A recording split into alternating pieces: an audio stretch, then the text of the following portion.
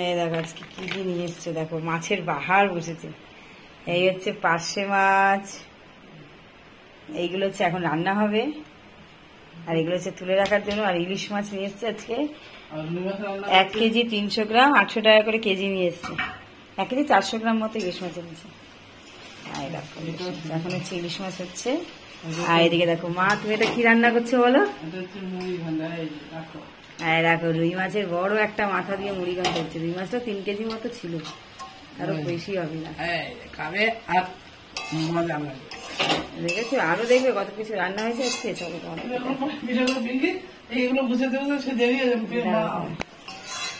দেখো বেগুন ভাজা হয়েছে, সাথে হয়েছে যে মাছের ডিমের বড়া, পটল আলুর তরকারি, আর সকালবেলা চাউমিন হয়ে গেছে জানো তো।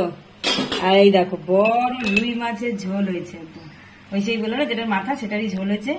আর এটা দেখবে কি, দেখো এটা হচ্ছে পটলের খোসা, লাউয়ের খোসা দিয়ে পেঁয়াজ রসুন শুকনো লঙ্কা জিরে গুঁড়ো টুড়ো দিয়ে একদম সুন্দর একটা ভর্তা হয়েছে। ভর্তাটা খেয়ে হয়ে যাবে। আর দেখো কাকুল ভাজার জন্য কাকুল কেটে রেখে দেওয়া আছে। কত কিছু রান্না হবে আজকে। পাপান দিকে যাবে, সকালবেলা চাউমিন হয়েছে, পাপানকে দিয়েছি, খায়ও নি চাউমিন, আবার রেখে দিয়েছে। সকালে কিচ্ছু খায়নি ছেলেরা।